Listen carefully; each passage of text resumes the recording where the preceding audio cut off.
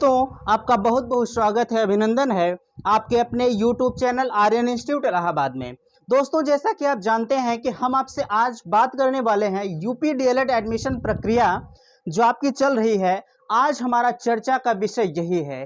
दोस्तों, जैसा कि आप जानते हैं कि अनवरत हम आपके लिए मेहनत कर रहे हैं, आपके एडमिशन प्रक्रिया में कैसे क्या होने वाला है हम आपको सीरियल वाइज बताते हुए चल रहे हैं, ठीक ना। तो उसी के उपलक्ष्य में आज आपके सामने उपस्थित हैं। आप लोगों का लगातार कुछ कमेंट आ रहा था, उसी कमेंट को लेकर आज हम यहाँ उपस्थित हैं। आपके हर कमेंट का रिप्लाई कोशिश करते हैं कि दें। कुछ कमेंट का रिप्लाई अपने कमेंट बॉक्स में ही दे देते हैं, और जिनका असंभव रहता है, जिनका कमेंट देने के लायक नहीं रहता है, उसे हम सोचते हैं कुछ अच्छी तरह से डिफाइन करके आपको समझाने का प्रयास करें। तो चलिए, आपके सामने यहाँ देख रहे हैं, लिखा है कि अभी तक की कुछ जानकारी हम आपको साझा कर रहे हैं। आपको जो नहीं पता था उसी के परिप्रेक्ष्य में यहाँ उपस्थित हैं। आपके सामने लिखा है कि क्या थर्ड राउंड, सबसे बड़ी विकट समस्या आपके लिए थी कि क्या थर्ड राउंड काउंसलिंग में डाइट मिल सकता है। आप हमसे लगातार ये पूछ रहे थे कि क्या हमें थर्ड राउंड की काउंसलिंग में डाइट मिल सकता है। दूसरी चीज आप पूछ रहे थे कि सरकारी कॉलेज और प्राइवेट कॉलेज में क्या अंतर होता है। आप इसको लेकर बहुत ज़्यादा कंफ्यूजन में है कि हम सरकारी कॉलेज क्यों नहीं पाए, वो तो पा गया, लेकिन अभी मैं आपको इस पे थोड़ा सा डिस्कस करूंगा कि अगर आप सरकारी पाते हैं तो क्या फ़ायदा है और प्राइवेट पाते हैं तो क्या फ़ायदा है, ठीक ना। तो आप बने रहिए। अगला क्या है, क्या डीएलएड करने के बाद जूनियर में अध्यापक बन सकते हैं। देखिए, आपका सबसे बड़ा मुद्दा है कि हम भविष्य में टीचर बनेंगे।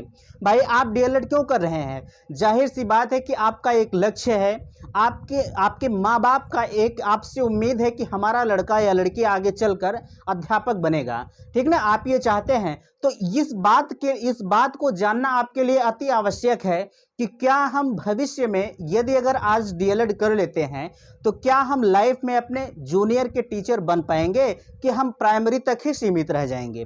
तो इस पर भी आज मैं आपसे बात करूंगा, लेकिन उससे पहले आप एक चीज देखिए, यहाँ पहला लिखा हुआ है कि क्या थर्ड राउंड की काउंसलिंग में जो है हमें थर्ड राउंड की काउंसलिंग में क्या हमें डाइट मिल सकता है। तो देखिए, अभी तक की जो अपडेट थी, कल आपका रिजल्ट निकला है सेकेंड राउंड का, ठीक ना। कल आपका रिजल्ट निकला है सेकेंड राउंड का।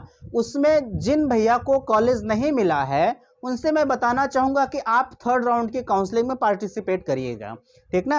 अगर आपका उद्देश्य है टीचर बनना तो आप थर्ड राउंड की काउंसलिंग में पार्टिसिपेट करिएगा। उम्मीद है कि थर्ड राउंड की काउंसलिंग में सबको कॉलेज मिलेगा, लेकिन विडंबना आपके सामने ये है कि आप चाहते हैं कि मैं डाइट कॉलेज से ही डीएलएड करूं।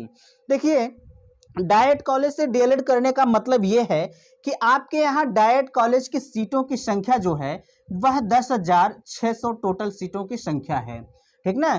ये आपको पता है 67 आपके यहाँ डाइट कॉलेज हैं, ठीक ना। 67 आपके यहाँ डाइट कॉलेज हैं जिनकी सीटों की संख्या 10,600 है।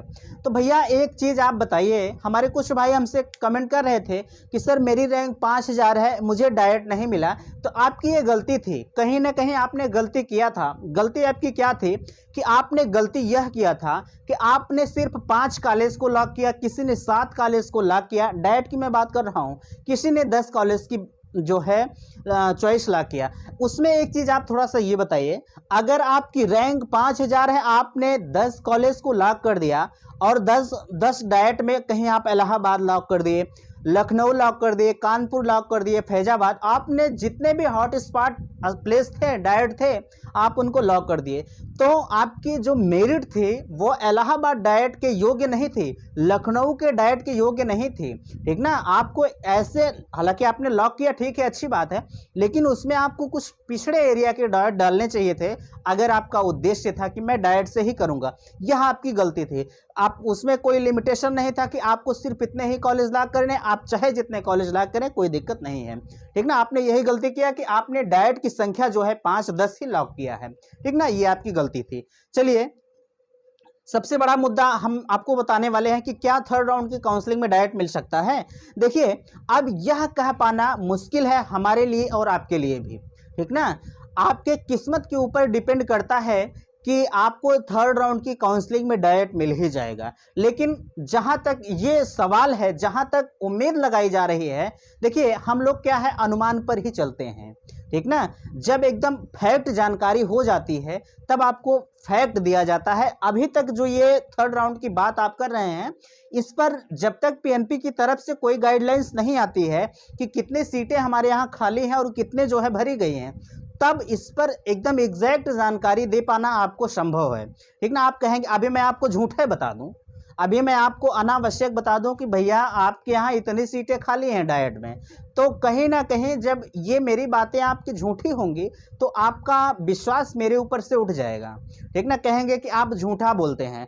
तो इसलिए मैं यह नहीं चाहता हूं कि आपको मैं झूठा बताऊं। अगर मैं आपके सामने आज उपस्थित हूं, कहीं ना कहीं आपको सच्चाई को लेकर उपस्थित हूं, इसलिए मैं झूठा बताने का प्रयास नहीं करता हूं। और भी चैनल हैं वो कहते हैं डेट बढ़ जाएगी, काउंसलिंग क्या है, कैसे है, एक ही लेक्चर पर एक घंटे, एक ही अभी इतना बड़ा मैटर उठाएंगे और इस पर 1 से 2 घंटे लेक्चर देंगे। मैंने देखा है 1 घंटे 1.5 घंटे लेक्चर लोग देते हैं, लेकिन भैया मेरा उद्देश्य आपका ये नहीं है। मेरा उद्देश्य है कि आपका कीमती समय जो है, आपका कीमती समय जो प्रारंभ होने वाला है उसे बचाना है, ठीक ना, उसे बचाना है। चलिए एक चीज आप जानिएगा कि अब इसमें उम्मीद कम लगाई जा सकती है कि आपको डायरेक्ट मिल ही जाएगा। लेकिन भैया एक चीज आप यह जानिएगा कि अगर आपका उद्देश्य है, अगर आप अपने माँ बाप के सपनों को साकार करना चाहते हैं कि मैं टीचर बन के ही रहूंगा, ठीक ना, तो आपके लिए डीएलएड बेस्ट है। चाहे आप गवर्नमेंट से करते हैं चाहे प्राइवेट से करते हैं। रही बात, अभी मैं उसमें अंतर भी बताता हूं कि आपको सरकारी कॉलेज और प्राइवेट कॉलेज में अंतर क्या होता है, ठीक ना। तो इसमें एक चीज आप जानिए कि अब डायरेक्ट कॉलेज मिलने की संभावनाएं 20-30% हैं, ठीक ना। अब डायरेक्ट कॉलेज उम्मीद नहीं है कि मिल जाएगा, हाँ आपकी किस्मत है तो हो सकता है मिल जाए। कुछ लोग कह रहे थे कि क्या हमने डायरेक्ट पाया है, हमें डायरेक्ट कॉलेज अलॉट हुआ है, अब मैं प्राइवेट से करना चाहता हूं तो क्या होगा। भैया अगर आपको डायरेक्ट अलॉट है तो कोई दिक्कत नहीं है, आप प्राइवेट से करना चाहते हैं तो आप स्वतंत्र हैं। मैंने कहा है आपसे कि आपकी जो काउंसलिंग फीस है मैं कुछ लिखूंगा नहीं, आप सिर्फ सुनते जाइए, ठीक ना। लिखेंगे तो आपका समय लगेगा, मैं समय आपका नहीं लेना चाहता हूं। सुनिए, मैंने कहा है आपसे कि आपकी जो 10,000 रुपये काउंसलिंग शुल्क है, 10,000 रुपये काउंसलिंग शुल्क उस डाइट के नाम आप मत पेमेंट करिएगा जिसमें आपका अलॉट हुआ है। अगर आप उस डाइट से नहीं करना चाहते हैं तब की मैं बात कर रहा हूं। अगर आप अपने डाइट से संतुष्ट हैं तो आप 10,000 पेमेंट करके अपनी सीट को कंफर्म कर लीजिएगा। अदरवाइज अगर आप नहीं करना चाहते हैं तो आप मत कीजिएगा पेमेंट को। आप जहां से करना चाहते हैं सीधे आप चले आइएगा जो है उस प्राइवेट कॉलेज में, वहां से आप बात करेंगे, वो प्रवेश की सारी प्रक्रिया आपको बताएंगे, ठीक ना। तो लास्ट में अब आपको डायरेक्ट कॉलेज मिलने की संभावनाएं एकदम ना के बराबर हैं। रही बात, आपको कंफ्यूजन है कि सर हमें सरकारी कॉलेज और प्राइवेट कॉलेज में अंतर क्या है, ठीक ना। देखिए इसमें अंतर कुछ नहीं है, इसमें अंतर कुछ नहीं है, थोड़ा सा फीस का डिफरेंस होता है, थोड़ा सा फीस का डिफरेंस होता है। प्राइवेट कॉलेज की जो शुल्क है वह 41,000 रुपये शुल्क है, ठीक ना, 41,000। और अगर हम यही गवर्नमेंट की बात करें तो 10,200 रुपये है, ठीक ना, 10,200 रुपये है। प्राइवेट की फीस 41,000 और गवर्नमेंट की फीस 10,200 रुपये है। भैया मेरे एक चीज़ यह जानिए कि आपने सरकारी कॉलेज से डीएलएड किया और किसी भाई ने प्राइवेट कॉलेज से डीएलएड किया, ठीक ना। तो डीएलएड कर, आपका उद्देश्य तो सिर्फ डीएलएड करना नहीं है, आपका उद्देश्य सिर्फ डीएलएड करना तो है नहीं, आपका उद्देश्य है भविष्य में टीचर बनना, ठीक ना। तो आप इस 41,000 और 10,000 को भूल जाइए। हाँ, किसी की आर्थिक स्थिति कमज़ोर होती है, उसकी लाचारी होती है, कमजोरी होती है, उस इंसान के लिए मैं कर क्या सकता हूँ। लेकिन अगर आपका उद्देश्य है कि मैं भविष्य में टीचर बनूंगा तो आप सरकारी और प्राइवेट किसी भी कॉलेज से आप डीएलएड करिए, मान्यता सबकी एक होती है, ठीक ना, मान्यता सबकी एक होती है। क्या अगर आपने सरकारी कॉलेज से डीएलएड कर लिया तो क्या आप टेट नहीं देंगे, क्या आप सीटेट नहीं देंगे, क्या आप सुपर टेट नहीं देंगे, सब कुछ देंगे। आपने प्राइवेट से किया तो भी आपको जो है टेट, सीटेट और सुपर टेट देना है, ठीक ना। चाहे आप प्राइवेट कॉलेज से जो है डीएलएड करते हैं, चाहे आप जो है सरकारी कॉलेज से करते हैं, तो भी आपको जिस परिस्थिति से एक प्राइवेट लड़का गुजरेगा, प्राइवेट कॉलेज का लड़का गुजरेगा, उसी परिस्थिति से एक सरकारी वाला भी गुजरेगा। मेरा कहने का सेंस ये है कि अगर आप चाहे सरकारी से करते हैं चाहे प्राइवेट से करते हैं, तो आपको टेट, सीटेट और सुपर टेट देना 100% अनिवार्य है। अगर आप टेट, सीटेट नहीं देते हैं तो जाहिर सी बात है कि आप अपने सपनों को ठेस पहुंचाते हैं, ठीक ना। तो टेट, सीटेट और सुपर टेट 100% देना है।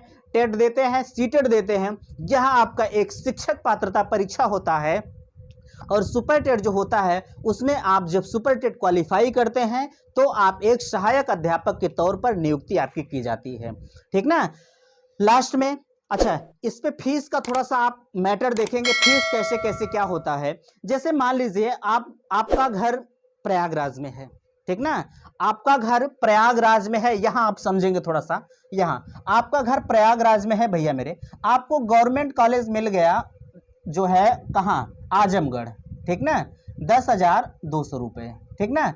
आपका घर प्रयागराज में है और आपका जो आपका डाइट मिला है वह आपको आजमगढ़ मिला है, ठीक, आजमगढ़ मिला है, लिख लीजिए। आजमगढ़ आपको डाइट मिल गया, प्रयागराज के रहने वाले हैं और आजमगढ़ आपका डाइट मिल गया है। तो अगर, और हाँ, और यही प्रयागराज का लड़का है और इसी प्रयागराज में उसे जो है गवर्नमेंट प्राइवेट कॉलेज मिला है, उसकी फीस 41,000 रुपये है, ठीक ना, 41,000 रुपये है। और प्राइवेट से डीएलएड कर रहा है, 41,000 रुपये उसकी फीस है। तो जो लड़का डाइट पाया है आजमगढ़ में, क्या वह उपवास करके सोएगा? क्या वह कुछ खाए पिएगा? नहीं। एक चीज आप देखेंगे भैया, आप प्रयागराज, मान लीजिए जैसे आपने जब आजमगढ़ गए तो आपका वहां रूम का भाड़ा लगता है। मैं कम से कम मान के चल रहा हूं, अगर आपका रूम का भाड़ा होगा तो भैया 2,000 रुपये कम से कम होगा, ठीक ना, 2,000 रुपये आपका रूम का भाड़ा होगा। क्या आप सिर्फ रूम भाड़ा देकर तो रह नहीं पाएंगे? कम से कम मैं मान के चलता हूं, मैं एकदम कम से कम मान रहा हूं, ये जान लीजिए 3,000 रुपये आप खाएंगे कि नहीं खाएंगे? खा लेंगे, खा लिए ना। 5,000 रुपये आपका पर मंथ हुआ कि नहीं हुआ? 5,000 रुपये पर मंथ हुआ।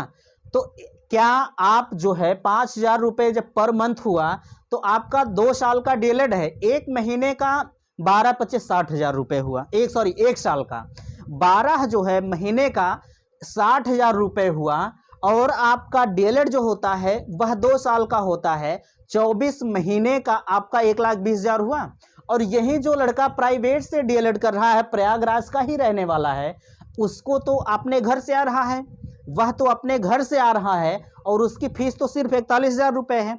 क्या उसकी अदरवाइज फीस लगी? उसका हॉस्टल का शुल्क लगा, खाने का शुल्क लगा? कुछ नहीं लगा। इसीलिए मैं कहता हूं कि अगर आपको कहीं भी कॉलेज मिल रहा है, ठीक ना, अगर आपके जो है आसपास में कहीं कॉलेज मिल रहा है तो आप वहीं से कर लीजिए। अगर आपके डिस्ट्रिक्ट में ही डाइट मिल जाता है तो बेस्ट है आपके लिए। अदरवाइज आपकी इच्छा, अपनी इच्छा अनुसार आप करिएगा। मैं ये नहीं कहूँगा कि आप डाइट के पास मत जाइए, बिल्कुल जाइए, मैं ऐसा नहीं कह रहा हूँ, बट एक थोड़ी सी आपको तरीका बता रहा था जो डाइट और प्राइवेट को लेकर कंफ्यूजन में थे कि हमको डाइट मिल जाएगा तो हमारी फीस थोड़ी सी कम हो जाएगी। तो उसी चीज़, और बहुत सी चीज़ें हैं जो शुल्क लगती हैं, और उस शुल्क को मैं यहाँ नहीं बताऊंगा। जब आप जाएंगे तो वो आपको खुद ब खुद पता लगेगा कि कैसे क्या होता है। खैर, ये मोटी मोटी जानकारी थी, अब आप समझ गए होंगे, ठीक ना। देखिए और क्या बच रहा है, क्या डीएलएड करने के बाद जूनियर में अध्यापक बन सकते हैं? सबसे बड़ा मुद्दा आपका यह है कि अगर हम डीएलएड करते हैं, भैया आपने डीएलएड कर लिया, तो उस डीएलएड करने के बाद क्या आप जूनियर में अध्यापक बन सकते हैं? तो देखिए, डीएलएड करने के बाद आप प्राइमरी और जूनियर में दोनों जगह आप अध्यापक बन सकते हैं। समस्या आपके लिए यह होती है कि आपको टेट सीटेट, क्या होता है, टेट और सीटेट, सीटीईटी, ठीक ना, टेट और सीटेट क्वालिफाई करना अनिवार्य होता है। इसमें क्या होता है, टेट और, देखिए इस पे मैं बहुत अच्छी तरह से आपको वीडियो दूंगा, बट अगर बात आ गई है, आपका कमेंट आया था तो उस कमेंट का रिप्लाई मैं छोटी सी जानकारी में आपको देना चाहूँगा कि इस पे मैं खैर वीडियो और अच्छी तरह से आपको दूंगा। बट यहाँ देखिए, अगर आपका उद्देश्य है कि मैं जूनियर में भी टीचर बनूँ, आपने पूछा, तो एक चीज़ यह जानिए, प्राइमरी और जूनियर दोनों लेवल का टेट होता है, ठीक ना, प्राइमरी और जूनियर लेवल का टेट होता है। अगर आप चाहते हैं कि अभी जो टेट आया है आप उसमें उसके टेट में आप पार्टिसिपेट नहीं कर पाएंगे, ठीक ना, उसके चक्कर में आप मत रहिएगा कि मैं भी टेट में अप्लाई कर दूं, आप कदापि मत करिएगा, ठीक ना।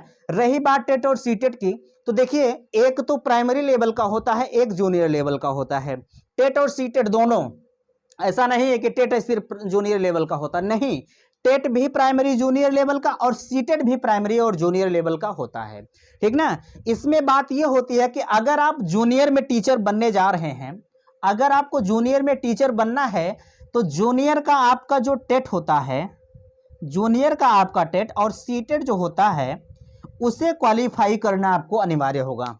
मीन्स जूनियर, और चाहे आप टेट क्वालिफाई करते हैं चाहे सीटेट क्वालिफाई करते हैं, बट आपको जूनियर का टेट और सीटेट क्वालिफाई करना अनिवार्य होता है। देखिए टेट और सीटेट क्या होता है, जो टेट होता है टीचर्स एलिजिबिलिटी टेस्ट होता है, वह आपके यूपी टेट होता है।